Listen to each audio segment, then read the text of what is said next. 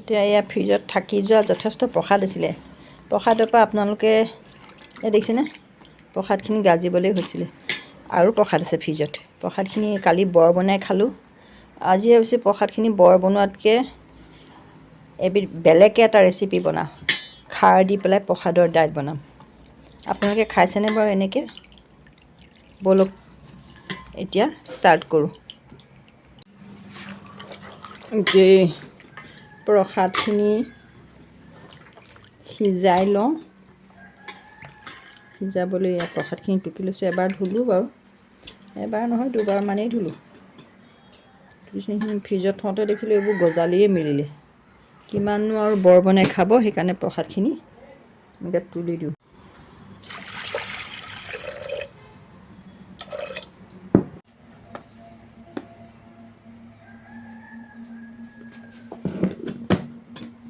হালধি অলপ দিলোঁ, নিমখো এতিয়া দি লওঁ অলপ। এয়া নিমখ অলপো দি ল'লোঁ। এতিয়া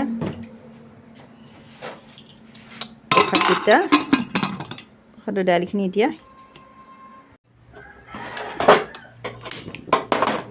এয়া গেছত এয়া তুলি দিলোঁ প্ৰেছাৰটো। 4টামান হুইচেল মাৰিবলৈ দিম আৰু লাহেকৈ নমাই দিম। আপোনালোকে চাই থাকক।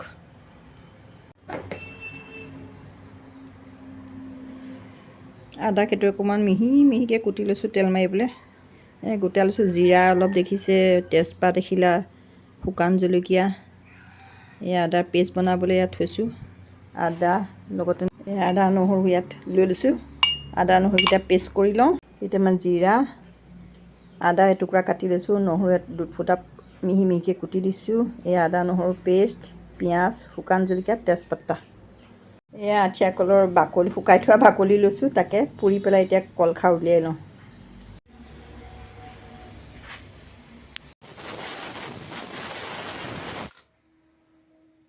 প্ৰেছাৰে হুইচেল মাৰি আছে, আৰু দুটামান মাৰক। 4-5টা হুইচেল মাৰিলে হৈ যাব। খাৰ দিলে এনেও গলি যাব। এতিয়া কল বাকলিকেইটা ধুনীয়াকৈ পুৰি লওঁ। মোৰ কলখাৰ পুৰি হৈ গ'ল। এতিয়া ইয়াত তিয়াই দিওঁ।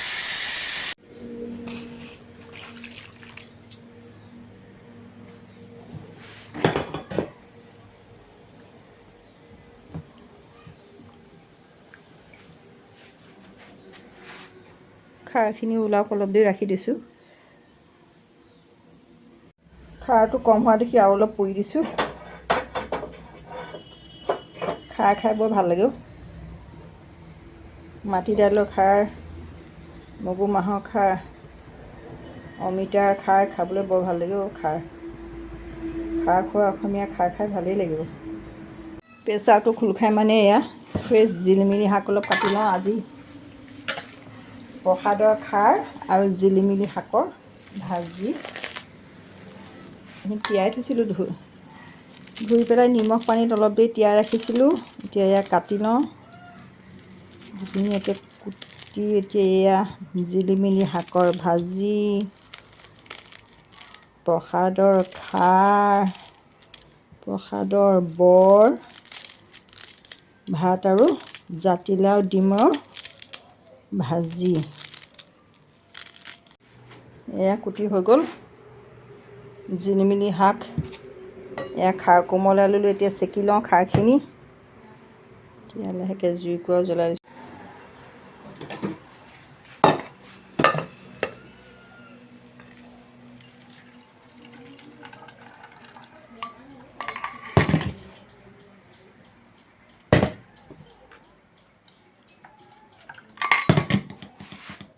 কেৰাহীখন পাতি লৈছোঁ, গৰম হৈছে। এতিয়া অকণ তেল অলপ দি লওঁ। দাইলখিনি তেল মাৰি লওঁ।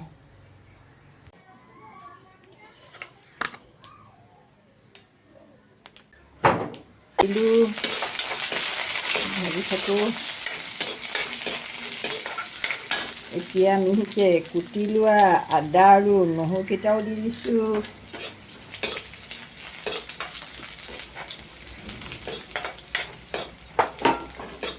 দাইলত নিমখ হালধি দিয়েই থৈছিলোঁ। এতিয়া নিমখ হালধি আৰু দিব দৰকাৰ নাই।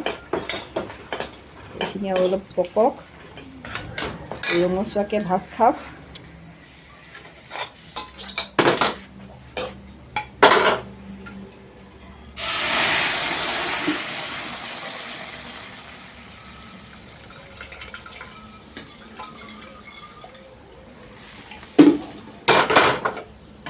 তিনিটা মানুহৰ দাইল জোখৰ, বেছি হ'লে এইবোৰ থাকিব যায়। খাৰখিনি দি দিওঁ।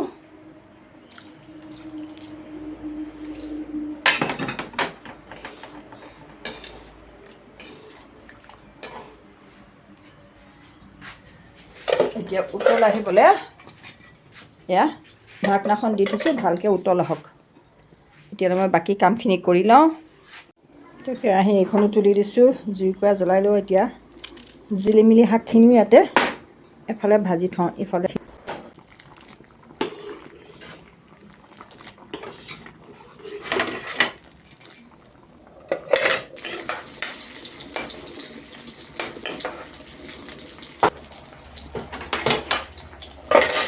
এনেকৈ খাৰ খাই কোনে কোনে ভাল পায় ক'বচোন, জনাবচোন কোনে কোনে খাৰ খাই ভাল পায়। আজি আৰু মোৰ ইয়াত খাৰ, জিলমিলি শাকৰ ভাজি, এয়া মাৰ কাঢ়ি লওঁ। ভাত হৈ গ'ল, এয়া দেখিছে ভাত হৈ গ'ল। সদায় মাৰ কঢ়া ভাতেই খাওঁ।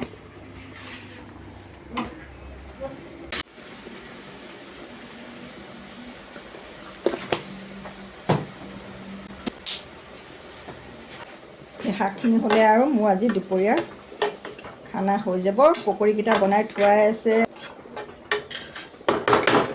ডিম এটা বইল কৰিম আৰু আজি খানা মোৰ হৈ গ'ল। আজি ব্লগটো মোৰ ইমানতে সামৰিলোঁ দেই। আজি অৱশেষত মোৰ ভাতৰ থাল এইখন ৰেডি হৈ গ'ল। আজি খানা ইমানেই। এয়া প্ৰসাদৰ দাইলৰ খাৰ, বিটৰ চালাড, জিলিমিলি শাকৰ ভাজি, ডিম জাতিলাওৰ ভাজি, ভাত আৰু এয়া জলকীয়া।